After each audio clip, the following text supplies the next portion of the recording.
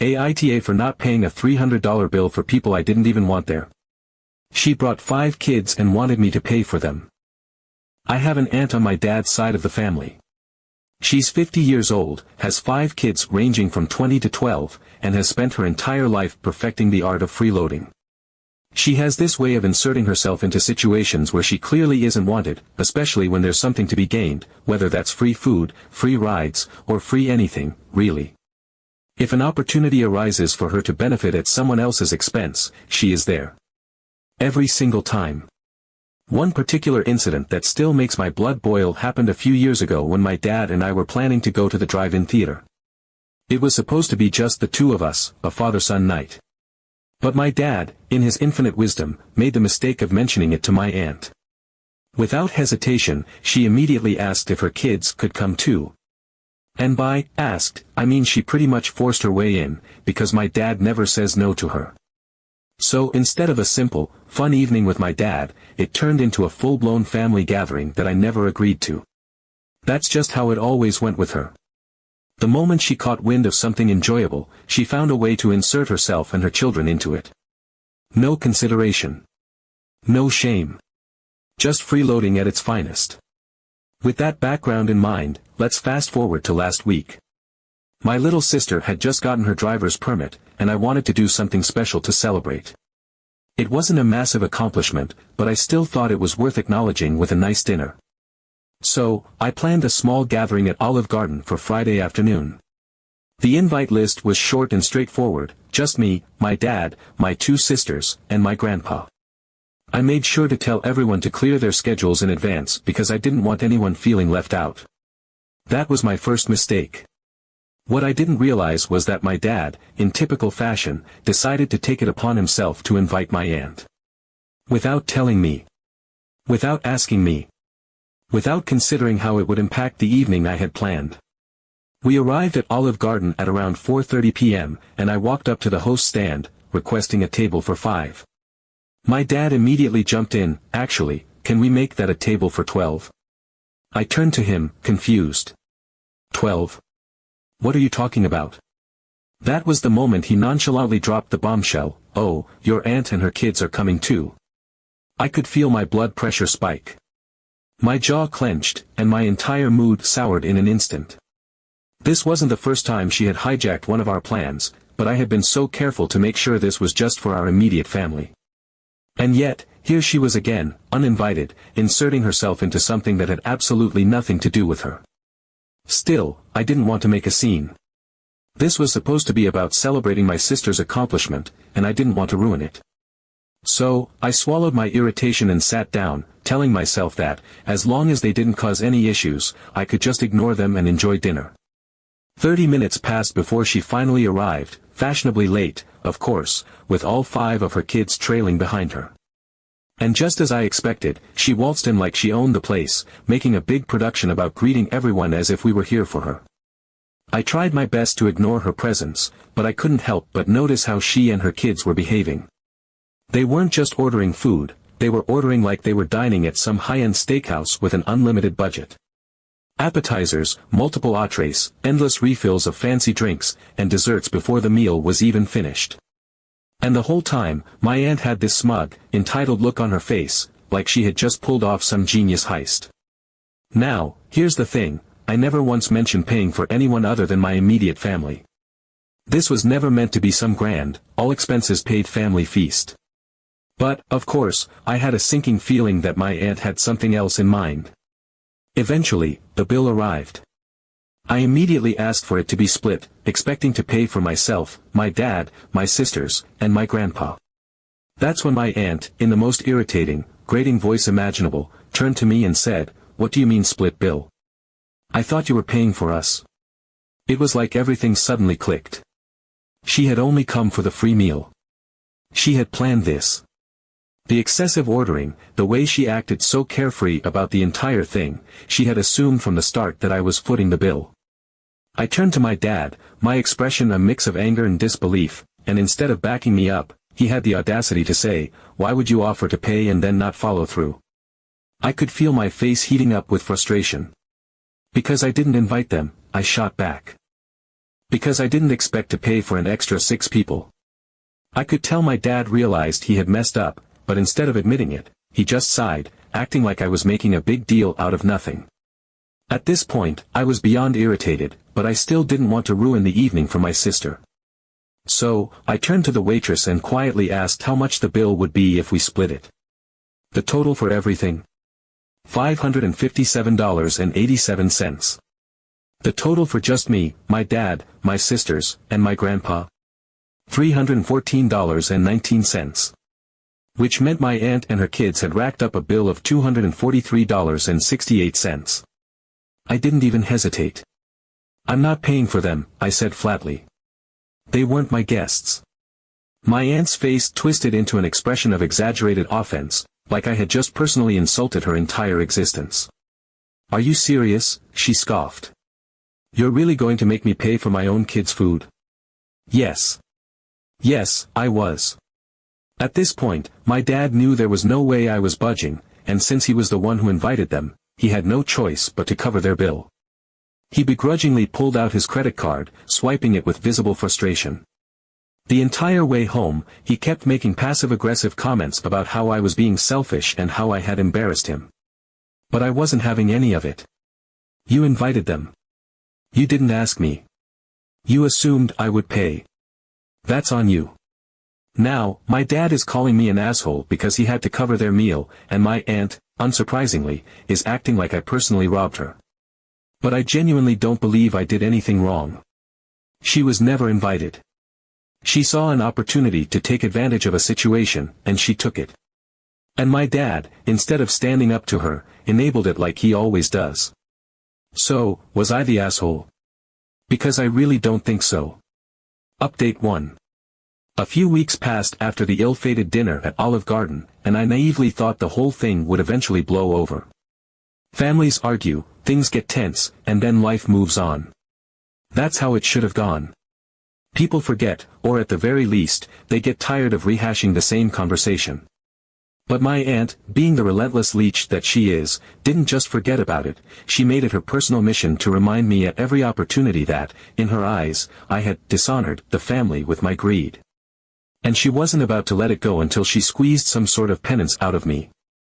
It started as whispers, quiet little jabs woven into conversations when she thought I wasn't listening. She would casually bring up how times are tough in front of my dad, sighing dramatically as she talked about how hard it is to raise 5 children on her own without the generosity of others. She would make it a point to mention how some people, always vaguely, but just specific enough to let everyone know exactly who she was referring to, just didn't understand the importance of family, how some people didn't know how to take care of their own. At first, I ignored it. It was easy to brush off. She was always finding something to complain about, always playing the victim, always making herself out to be the struggling matriarch who deserved to be taken care of. But she wasn't satisfied with subtlety. Oh no, that wasn't enough. She wanted me to feel the weight of what she thought was my wrongdoing. Every time we had a family gathering, whether it was a casual barbecue, a simple family game night, or even just running into each other at the grocery store, she found a way to bring it up. At the 4th of July cookout, she sat next to my grandpa and made a loud remark about how, it must be nice to be so well off that you can just let family go hungry. At my sister's birthday, she made a show of telling her kids that they couldn't have extra cake because, not everyone believes in sharing. She didn't stop at family events either. She started bringing it up to extended family members, spinning the story into something almost unrecognizable. By the time my distant cousins were hearing about it, you'd think I had dragged her and her kids out of the restaurant myself and left them to starve on the curb. According to her, I had not just refused to pay, I had humiliated her. I had embarrassed her in front of her children, made them feel like beggars, made her feel like less than family. The way she told it, you would think I had personally taken the food off their plates and eaten it in front of them, sneering the whole time. The worst part was that my younger sister, being more sensitive to family drama, started getting affected by it. She wasn't there for the full Olive Garden debacle, so all she had to go off was my aunt's exaggerated sob story. And when someone repeats a lie enough times, it starts to sound like the truth. My sister would ask me to just give in, just once, just to make my aunt shut up. She hated the tension. She hated the way every family gathering felt like it was on the verge of turning into an argument. She wanted it to end, and to her, the easiest way to do that was for me to just pay for a meal and let my aunt feel like she had one. My dad, of course, refused to intervene. He never liked conflict. He never wanted to be in the middle of things, even though he was already in the thick of it just by virtue of being the one who had invited her in the first place. Every time I asked him to put an end to this ridiculous guilt trip, to tell her to stop, to say something, he would just shrug and say, "Well, she's family." As if that justified anything. As if being related to someone meant you had to let them drain you dry. It didn't take long for the next big event to roll around, this time, my grandfather's birthday dinner at Applebee's. I already knew what was coming. The moment I heard where we were going, I braced myself for the inevitable. My aunt had been playing the long game, wearing me down with her constant remarks, and this was the perfect opportunity for her to strike again. She had already painted herself as the victim, and what better way to push her narrative further than by forcing me into another uncomfortable situation. I made it clear from the start, I was only paying for my family. I repeated it multiple times. I said it in front of my dad. I said it in front of my sisters.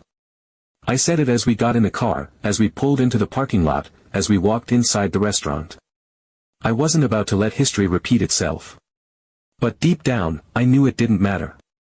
It never mattered what I said, because she had already decided how the night was going to go. Sure enough, as soon as we sat down, my aunt and her 5 kids started ordering like royalty at a feast. It was the same pattern all over again, appetizers, fancy drinks, multiple entrees, desserts before the main course even arrived. It was as if they hadn't eaten in days and had just stumbled into the promised land. Except this wasn't desperation. This was entitlement. This was the expectation that I would cave. That I would be so embarrassed by the spectacle that I would just give in and pay to make it all go away. The whole time, my aunt kept giving me these sideways glances, as if waiting for me to crack. As if she was waiting for me to finally drop my act and admit that, of course, I would take care of the bill. I ignored her, focusing on enjoying my grandfather's birthday, pretending that she and her kids didn't exist.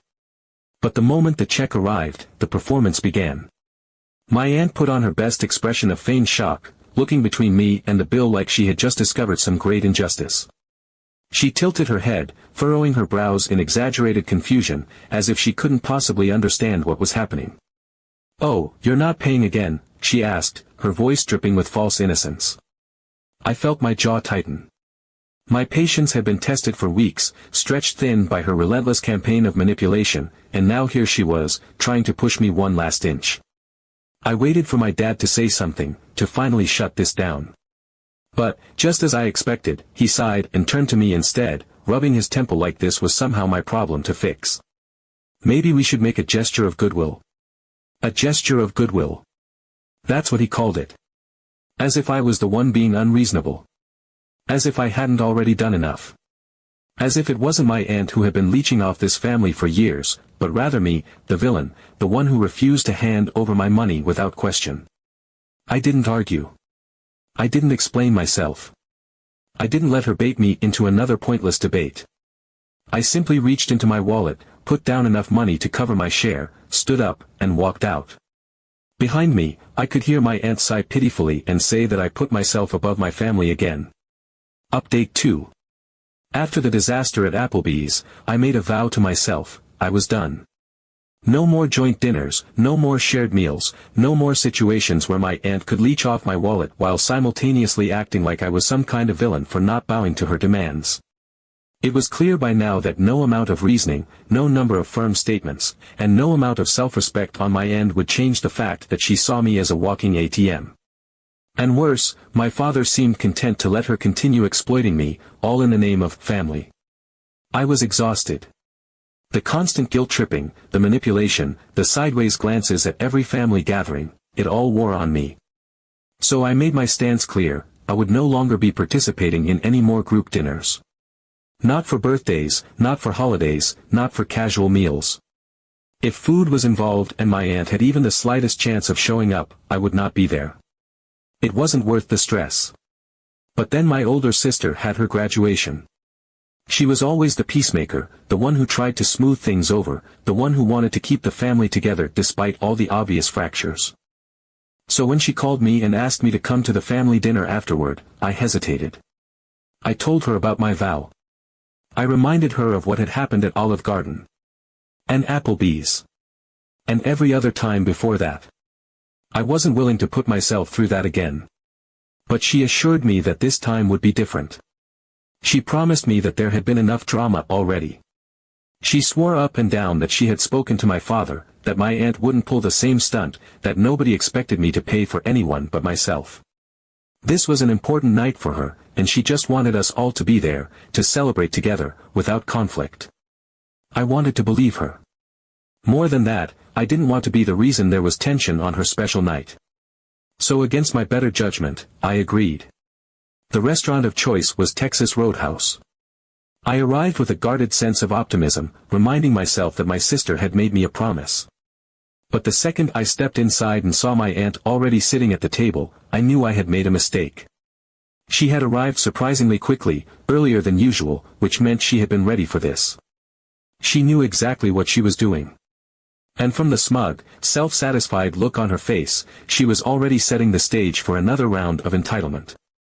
Within minutes of sitting down, she began giving advice on what to order. Not just any recommendations, of course, only the most expensive items on the menu. She gushed about how the filet mignon was cooked to perfection here, how the seafood platters were worth every penny, how the loaded sides really made the meal complete. She encouraged my younger cousins to order big, to treat themselves. Her children acted like they had won the lottery. They flipped through the menu with wide eyes, rattling off their choices with giddy excitement. Steaks. Seafood. Extra toppings. Loaded baked potatoes with every possible add-on. Cocktails, non-alcoholic, of course, but priced just as high as the real thing. It was the same show as before, a repeat performance of the same scheme I had already endured more times than I could count. I stayed quiet. I let them dig their own grave. I focused on my meal, ate slowly, and refused to let myself get dragged into the same mess again. But the real moment of truth came when the bill arrived. It was a repeat of every other time. The check was placed on the table, the tension thick enough to cut with a steak knife, and all eyes turned to me. My father, once again, looked at me as if it was my turn to prove that I was a good family member, as if this was some kind of moral test that I had failed before and had the chance to redeem myself from now. My aunt, never one to miss an opportunity, chimed in with that same faux sweet voice, layering her words with an artificial kindness that barely hit her expectation. Well, if you want to make amends for the past times, that would be a wonderful gesture. That was it. That was the moment. I couldn't help myself. I laughed. A full, genuine laugh. I wasn't angry. I wasn't frustrated. I wasn't even surprised. It was just funny at this point. Hilarious, really, how predictable she was, how shamelessly she could pull the same stunt over and over without even trying to disguise it as anything else. I looked at her, still grinning, and said exactly what had been running through my mind for months. What should I apologize for? For paying my share instead of feeding 6 extra mouths. That shut her up. Her face twisted in immediate indignation, like I had just slapped her across the face in the middle of the restaurant. The silence that followed was heavy, thick with the weight of her wounded ego. She couldn't believe I had actually said it out loud.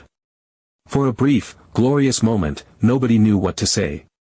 And then, just when it seemed like my father might step in with another one of his exhausted, half-hearted attempts to guilt me into submission, the waitress, who had probably witnessed more than her fair share of awkward family dinners, simply broke the silence with a practical, no-nonsense question. Do you want to split the bill? Without hesitation, I confidently replied, yes. That was it. No debate. No argument. No lingering tension. Just a straightforward, transactional exchange. My aunt sat there, stewing, clearly waiting for my father to jump in and insist that I needed to reconsider. But this time, something changed. My father sighed.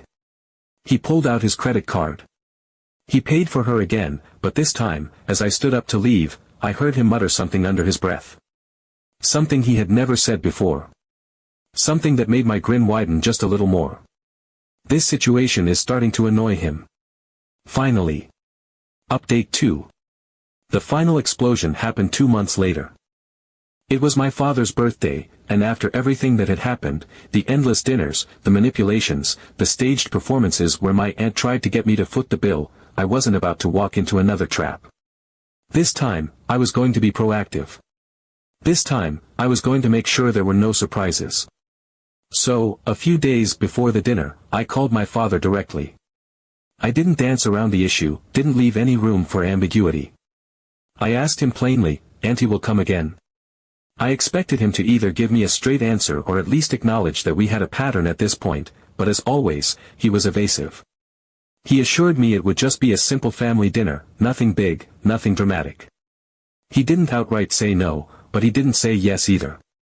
And because I wanted to believe that, for once, things would be normal, I let it go. Then the night came, and I arrived at the Cheesecake Factory. The moment I stepped inside and saw the table, my stomach sank. There were more seats than there should have been. It wasn't a massive, glaring difference, just a few extra chairs, but I knew exactly what it meant. I stood there for a moment, staring at the arrangement, before letting out a slow breath and taking my seat. Not even a full minute later, my aunt walked in. But this time, she wasn't just with her 5 children. This time, she had brought her new boyfriend. I couldn't help myself. I looked at her, then at the extra chairs, then back at her, and said exactly what I was thinking, seriously. She, of course, pretended not to hear. She did what she always did, acted like her presence was perfectly normal, like she had been expected all along, like it was completely reasonable for her to turn what was supposed to be a family dinner into yet another opportunity to score a free meal. But this time, it was more than just her usual antics. It was something else, something bolder. She had tested the limits before, but now she was seeing just how far she could push it. The dinner itself felt like waiting for a storm to break. I barely tasted my food. I was too busy counting down the minutes, knowing exactly what was coming, knowing that the moment the check arrived, the same tired charade would play out. My aunt was predictable, if nothing else. The only difference this time was that I wasn't the only one who knew what was coming. My father knew it too. And then it happened. The bill arrived. The waitress set it down in the middle of the table, and for a brief second, there was silence. My aunt picked it up, made a show of glancing at the total, and then, right on cue, put on that same fake surprised expression she had perfected over the years. She turned to me, her voice dripping with the same artificial sweetness that had lost all meaning long ago, and said, "Oh, you probably want to make amends and pay the bill this time." I didn't even react. I barely looked at her. Instead, I simply nodded toward my father and said, "If he wants to feed you, let him pay." And then something completely unexpected happened. Instead of silently swiping his credit card like he had done so many times before, instead of sighing and muttering about family obligations, instead of turning to me with yet another guilt trip about how it was just a kind gesture, my father did something that changed everything. He turned to my aunt, looking more exhausted than I had ever seen him, and said, "Maybe you'll pay for it yourself for once." The silence that followed was unlike anything I had ever experienced at a family dinner before. It wasn't just awkward. It was deafening. My aunt's face immediately changed.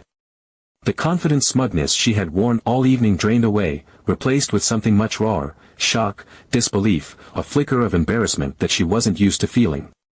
For years, she had played this game. For years, she had pushed and pushed, knowing that my father would always cave, that someone would always step in, that she would always get what she wanted in the end. But not this time. She blinked rapidly, her mouth opening and closing as she tried to formulate a response. Finally, after a few seconds of stunned silence, she mumbled something about not bringing enough money with her. It was an excuse, a flimsy one, a desperate attempt to regain control of the situation. She looked to her boyfriend for backup, but he didn't even try to intervene. He just sat there, staring at his hands, pretending like this wasn't happening. For the first time, my aunt had backed herself into a corner with no way out. She tried one last tactic, turning to the rest of the table with an exaggerated sigh, trying to appeal to the sense of obligation she had always relied on. She demanded that we pounce on her share, that we each chip in so she wouldn't be left in such a terrible position. Nobody moved. Nobody spoke. Even my grandfather, who usually stayed out of these kinds of conflicts, simply took out his wallet, paid for himself, and silently got up from the table. One by one, people followed suit. My sisters, my cousins, even my father. No one acknowledged her plea. No one gave in. That was the end of it. That was the moment the cycle finally broke. After that incident, my aunt never pulled the same stunt again. She stopped showing up at family events unannounced.